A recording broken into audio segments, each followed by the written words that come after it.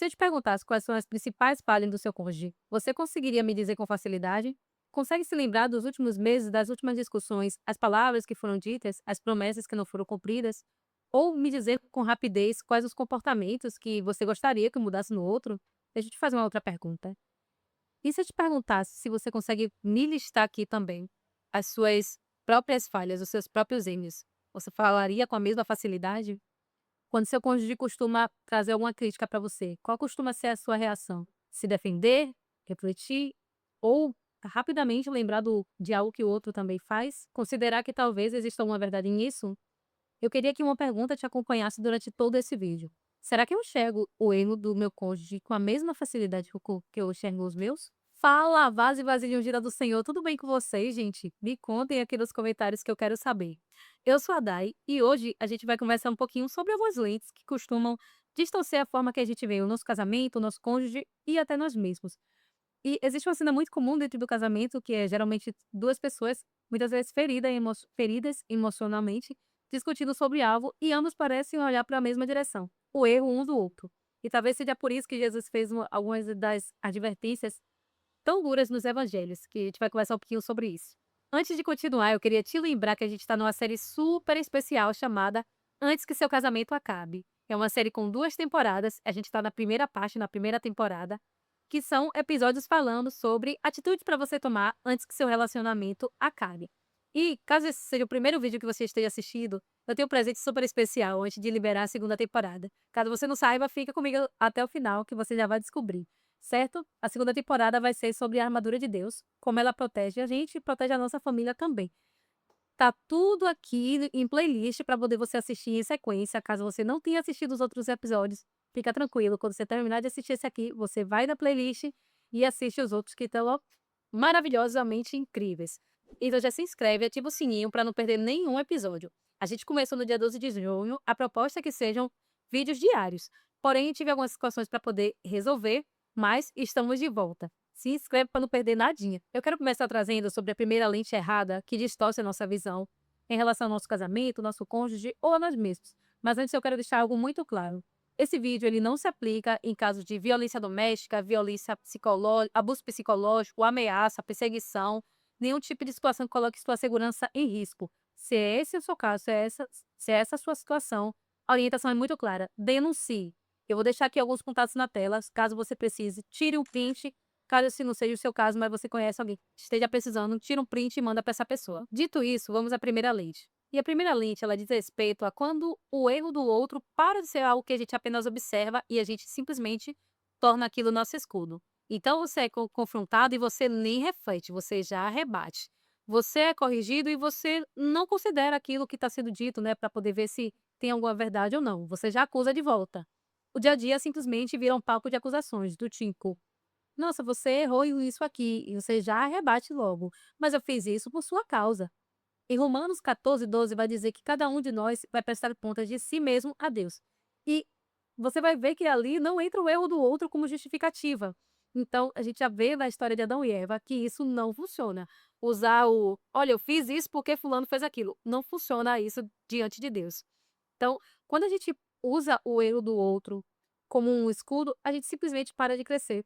Eu acho muito, muito lindo quando a Bíblia fala assim: filho meu, não te entristeça quando o Senhor te repreende, porque o Senhor repreende a todos aqueles quanto amam, assim como o pai é um filho a quem ele quer bem. É claro que eu não estou trazendo aqui o detalhe de como esse erro está sendo corrigido, né? Não é esse o ponto do vídeo.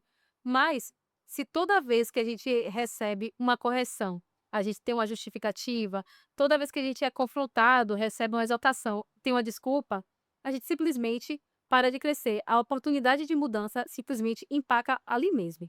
A segunda lente, ela chega a ser mais perigosa ainda do que a primeira, porque com essa segunda lente a gente enxerga tudo muito perfeitamente, menos a gente mesmo. E aí, lá em Mateus, capítulo 7, verso 3 ao 5, vai dizer o seguinte: por que é que você vê o cisco que está no olho do seu irmão e não repara na trave de madeira que está no seu próprio olho? Como é que você pode dizer ao seu irmão: me deixe tirar esse cisco do seu olho, quando você está com uma trave no seu próprio olho? Hipócrita, tire primeiro a trave que está no seu olho, e então poderá ver bem para tirar o cisco que está no olho do seu irmão. chega a ser chocante quando a gente escuta isso, né. Tem uma imagem que vira e mexe eu vejo aí circulando na internet, que ilustra essa diferença entre uma trave de madeira no olho e um cisco. E é interessante que Jesus não fala que o outro não tem falhas, na analogia do cisco, para dizer que o outro também tem falhas, mas a questão é a inversão de foco. E também chega a ser assustador parar para pensar aqui nesse exemplo que parece que o homem, a pessoa que está ali com a trave no próprio olho, parece não perceber. E justamente por isso que se torna um guia cego. Né? Em algumas Bíblias tem assim o título A Parábola do Guia Cego. E quantas vezes a gente não faz isso também, né? A gente enxerga detalhadamente ali as coisas que o outro precisa mudar. E aqui eu vou deixar claro, mais uma vez, eu vou dizer isso em todos os vídeos. Eu realmente acredito que o seu cônjuge possa ter ali, com certeza deve ter somos humanos, algo que precisa ser ajustado, mas o ponto não é esse, é que a gente vê detalhadamente os erros do outro, enquanto a gente tem dificuldade para enxergar nós mesmos, coisas que Deus está querendo ali transformar na gente.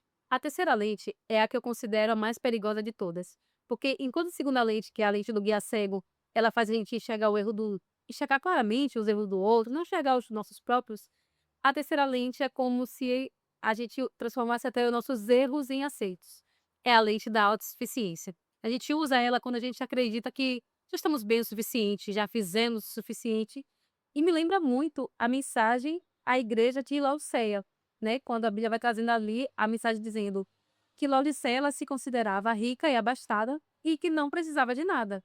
E eu acredito, claro, que existem bons maridos, boas esposas, pessoas sinceras que amam, que se dedicam.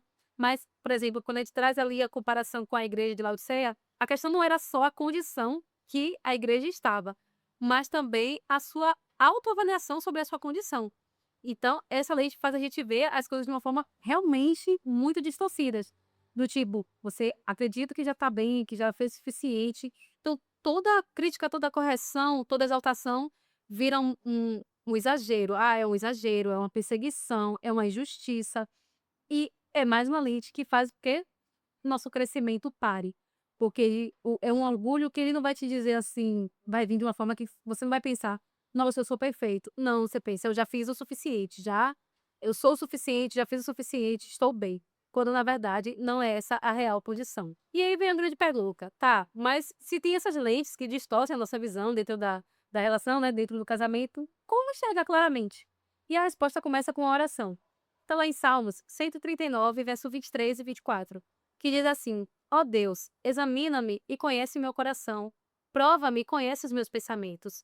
Vê se há em mim algum pecado e guia-me pelo caminho eterno. Eu preciso te preparar para essa oração, porque assim, Deus responde rápido, rápido de um jeito que você nem imagina. E além disso, existe o segundo passo. Faça essa oração, tenha certeza, Deus vai te responder bem rapidinho. Que tá lá, o segundo passo seria, tá lá em Provérbios 12, verso 15. A minha Bíblia, na versão, na tradução da linguagem de hoje, diz assim: O tolo pensa que sempre está certo, mas os sábios aceitam conselhos. Então, eu queria te deixar esse desafio. Pega 4 ou 5 pessoas, assim, que realmente conhecem você, convivem com você, pessoas sinceras, assim, pessoas que vão poder te dar um feedback legal. E faz uma pergunta, mas se puder, pede para mandar por escrito, seja pelo WhatsApp, o WhatsApp é melhor, né, mais prático hoje em dia. Pergunta assim: "O que me torna uma pessoa difícil de conviver?". Explica para essa pessoa que você só está fazendo isso mesmo a nível de pesquisa de se conhecer melhor. Porque se você é uma pessoa que geralmente rebate tudo que você escuta, quem ouvir essa pergunta, conhecendo você, já vai ficar receoso de te dizer. Então fala assim: "Olha, eu estava ouvindo ali num vídeo, estou querendo fazer algumas mudanças na minha vida, né, me conhecer melhor. E eu queria saber de você que convive comigo, o que me torna uma pessoa difícil de conviver?". Faz essa pergunta, não rebate, não critica, você vai trazer ali apenas como dado para você analisar aquilo que está sendo dito. Não se explique, não se defenda, apenas escute. Porque muitas vezes as nossas falhas são claras, claríssimas assim para todo mundo, menos para a gente mesmo.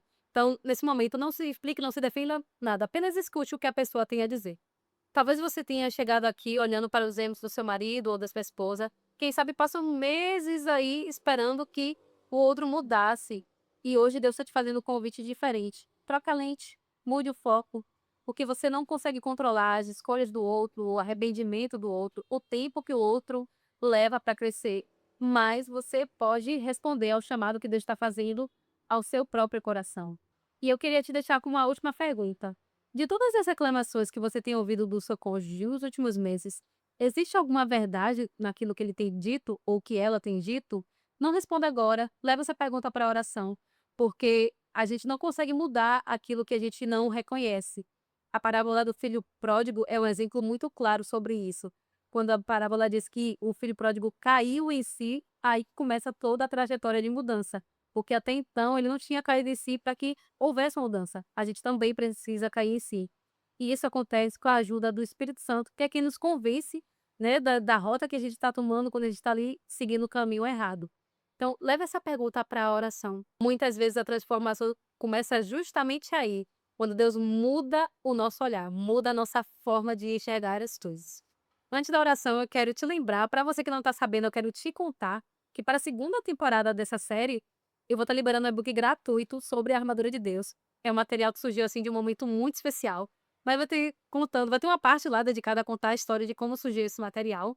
E me segue no meu Instagram para poder você acompanhar a nova data de lançamento. Em breve eu vou estar divulgando aí a data de lançamento do e-book e também de quando vai sair a segunda temporada, tá bom?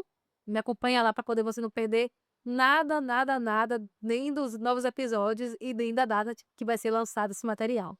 Vamos orar? Querido Deus, muito obrigado, Pai, por todo o ensinamento que a gente teve até aqui. Senhor, nesse momento a gente está colocando diante de Ti todas as nossas percepções, os nossos julgamentos, tudo aquilo que a gente pensa a respeito do outro ou de nós mesmos, colocamos diante de Ti, Senhor. Sonda-nos, nos examina, nos mostra qual é o caminho certo a ser seguido. Nos ajuda, Pai, a não ceder ao orgulho e também nos dá coragem para poder enfrentar essas percepções, por mais dolorosas que possam ser. Cremos que o Senhor nos ouve e atende às nossas orações. E eu agradeço acreditando que a transformação já começa nesse momento, em cada pessoa que está ouvindo e também em mim. Muito obrigada, Senhor, por nos ouvir e nos atender. Em teu nome oramos. Amém. Um beijo para você e para sua família. Que Deus te abençoe muito, muito, muito. E nos vemos no próximo episódio. Tchau, tchau.